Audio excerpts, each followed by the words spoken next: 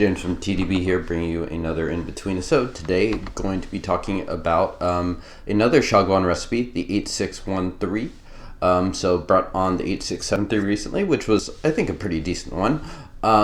Comparable to maybe some of the mid to lower end 8653s. And now going to be bringing on 8613. The one I'm drinking is also from 2005, just like the 8673, and just like the 2005 Iron 8653 that I have a few cakes of, and is kind of one of my standard references. TWL has sold, I think, the same batch, but they got it from a different place. So yeah, going to be bringing on this recipe. I'm filming this the day after I did the 8673 episode, so that is kind of fresh in my memory, and hoping that sort of like taste memory can be useful for sort of this comparison, because obviously not doing it side by side in this case. So I did two steeps of this just a little bit ago, and going to be continuing on for steep number 3 and maybe 4 here. All right, so here we go. And you know, if it was just me, I'd probably just pour straight into my cup, but because I am filming, I want to record a little bit faster, so I'm going to use the Chahai. All right. So presumably this is Taiwan storage. This was also a teas we liked, a blind sample earlier this year in 2021. Hard to tell the leaf grade for this. Xiaguan stuff is just always pretty chopped up.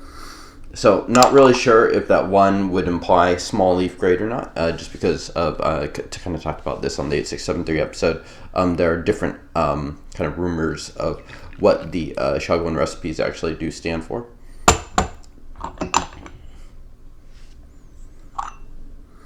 I'd say in comparison, this smells a little bit more floral and lively, a few more high notes coming through here in comparison to the 8673 or the 8653.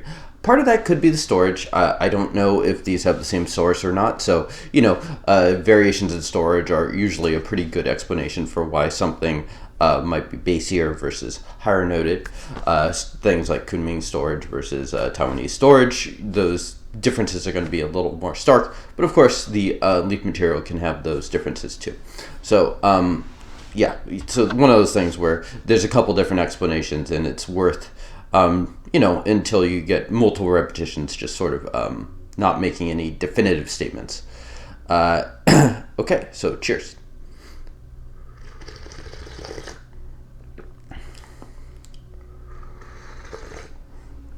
Definitely woodier. I would say this has less astringency, but maybe a little more sourness than the 8673.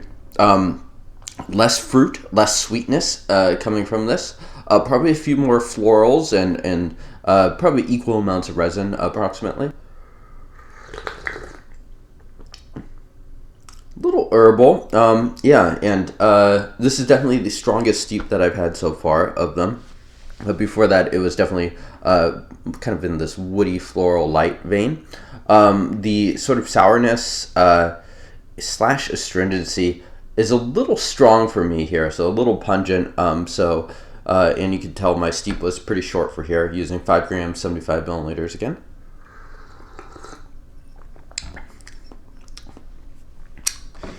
Decently strong. Let's see how that aftertaste. I'd say on initial takes, I probably prefer more of that balanced sweetness of the 8673 that I had. But this is still kind of perfectly drinkable. My earlier notes put this in sort of like menthol, piewood, Xiaguan territory. I called it very average all around the first time I had this. That was when I had it blind. Don't know if I disagree with any of that quite yet, but let's see where we go. Definitely sort of sticks that astringency in your mouth, so keep this shortish.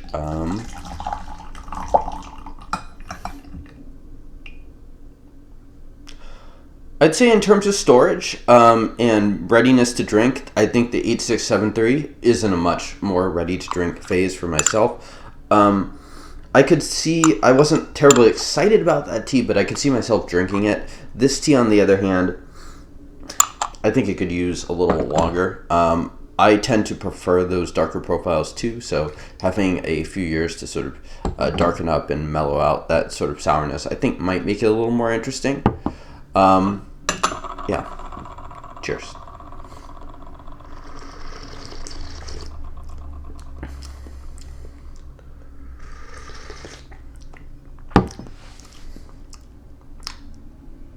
Yeah, so this one's a little more balanced than the last one. Still, it does have that sort of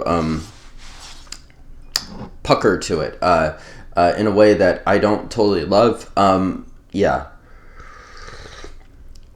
8673 had that as well, but it was balanced out with more sweetness, and I'd say the overall lasting effect in the mouth is more sweetness. So definitely liking this a bit less than that tea. In comparison to 8653, I'd also say it's also not as good. The 8653 that I like to drink regularly. You know, it's a very Xiaguan profile. I'd say it's more woody than fruit. You do get hints of that fruit sweetness here, but it's a lot less prominent than either the 8653 and 8673. One note that I did note earlier when I did this blind, but I'm not getting on now, is sort of that menthol note. For me, I do tend to get that, especially in 8653. It's offering some resin, so I do think this tea would probably continue to age well. It's a little bit thin too, so I'd say of the 3 recipes on the initial impressions in regards to that, this is probably my least favorite of those. I did look around a little bit for this tea, and you can find the Iron Cake version of the 8613 in 2005, available for $50-ish. So from MXT, that is. So, you know, it's a pretty affordable thing, and I think that price is pretty reasonable for this. I mean, that's coming in at 15-16 cents a gram. So for a 5-gram session like this, you're under $1. I think that's not a bad price. Yeah, it's just I'd say this would just not be my first pick as a go-to. Not sure if I'll finish this sample, actually. It might be interesting just to have it for education basis, to drink a couple more times, so to just build up that memory taste bank. But I think this, for me, is probably going to end up being more of an educational brew rather than one that I'd enjoy, whereas the 8673, a little more enjoyable. In terms of storage, pretty good. I'd say the 8673 was in a better spot from the storage than this tea is, just because it seemed to have moved a little bit further along. Could be just the material as well, playing in there. Not sure. But yeah, this tea, it's okay. It's okay. So I'm going to give this a 5.4 rating, which is down from 5.8. It's not significantly worse, but I'm definitely enjoying it less than that tea. Okay, so I think that just about concludes this Inbetweenisode. Let me know if you've tried 8613, and let me know if you have any favorite Xiaguan recipes. Next Xiaguan recipe, going to be bringing on a old school 1999 8653, which is a much higher end tea than these from sort of the mid-aughts. So looking forward to drinking that. That's a fun tea, and curious to sort of like parse a few more of my thoughts out on like these sort of teas from 5 or 6 years before that are a lot more expensive and somewhat better, in my opinion. Okay, well, thank you all for tuning in. I will see you all next time. Cheers.